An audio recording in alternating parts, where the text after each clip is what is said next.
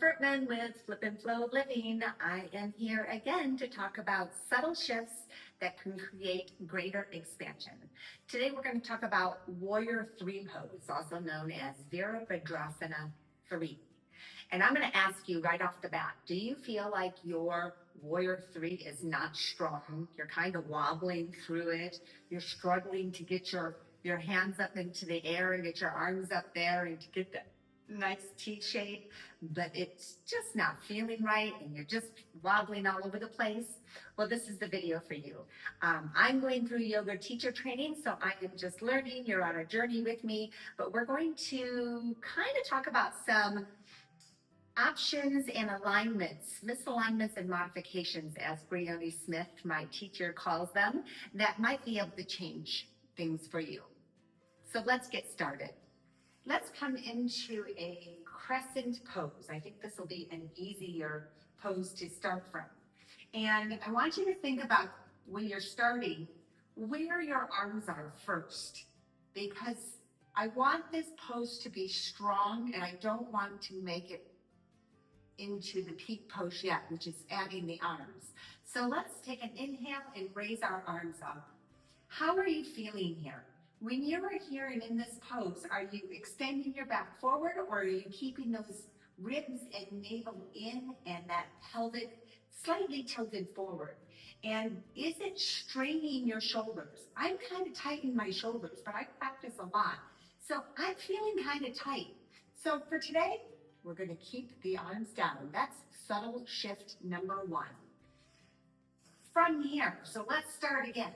We're in our crescent pose and we're going through our flow, and our teacher is going to, our yoga instructor is going to ask us to come into Warrior 3. A lot of times what happens is people try to jump into Warrior 3 and oh my gosh, look at that, I have to grab the wall. And in doing so, my foot kind of turned a little bit. Well, even if I have a block here, if my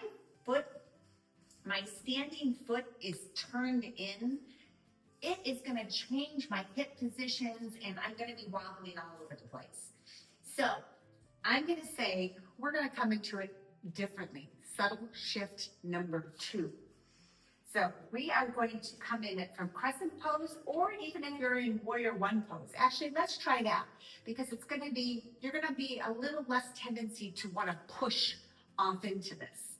So from our neutral hip position, our hip creases are forward, our hands are still strong and by our side. We want to recruit the muscles, all of our muscles, to support the joints that we're going to ask them to hold a position for. From here, we're going to lean forward at a 45-degree angle. We're going to hug our inner thighs in together. We are going to root down through all 4 corners of the feet. You can go ahead and lift your toes up, spread them, and then gently put them back down, but keep that engagement in the foot. From here, now you can kind of start to lean forward and lift the back leg. Notice I did not straighten the standing leg right away.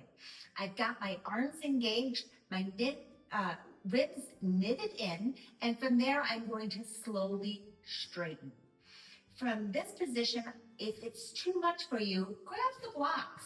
Because right now we're just learning how to get into the position and find those little misalignments. So I want you to take that pointed toe that looks so pretty and I want you to flex it. And I want you to look at those toes, and from there, are they coming out? That might be an indication that your hips are not squared.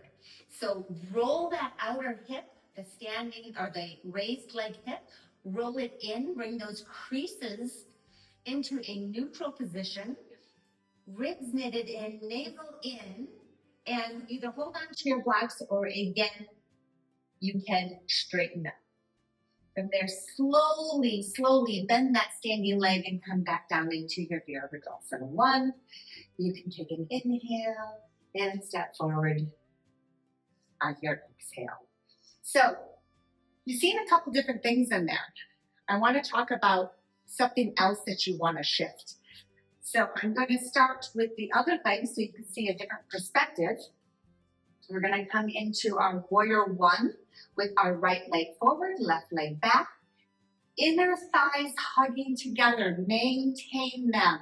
That is something that I missed in many years of my practice, and it has tightened my lower back and has prevented me from getting into back bends that aren't today. But I want you to know some of the reasons of why you're doing things.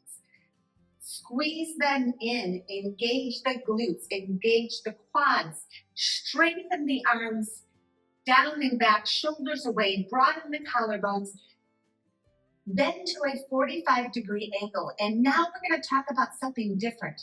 I want you to visualize from this point. See yourself as if you're taking a photo of yourself of what you're going to look like in your Warrior 3 pose. This is the key to balance. So that oftentimes they say, find a point on the floor.